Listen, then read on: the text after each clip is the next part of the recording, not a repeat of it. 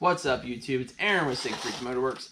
Here today we're bringing you another unboxing video. All of my cafe parts that I ordered in this week came in one big box, so I'm not actually going to pull them out individually. So this is more of an unpackaging video to start with. At any rate, this product that we're going to be going over today is the Uni Pod kit. These are all universal size filters. We bought these specifically for a 1992 Honda Nighthawk CB750.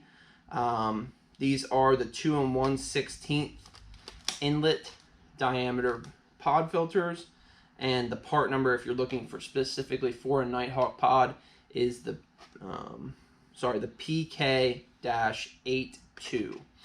At any rate, let's get into the unpackaging of these parts. These are identical, so I'm only going to open one.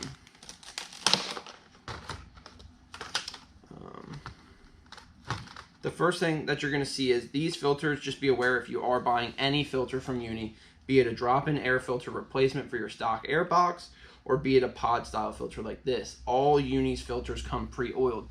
You can see they have that sheen to them, so just be aware if you're wearing white clothing or something you care about, don't pull these out, touch and rub them all over yourself like you're going to want to do. One cool thing that we do enjoy about Uni is,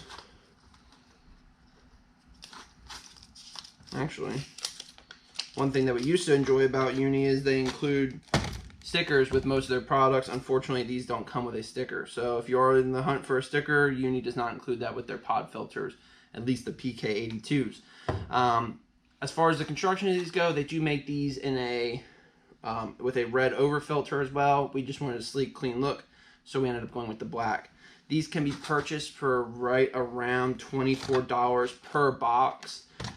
So if you are in the hunt for a Nighthawk, you're going to have to buy 2 boxes. Just keep that in mind when you're buying these. They are sold in quantities of 2.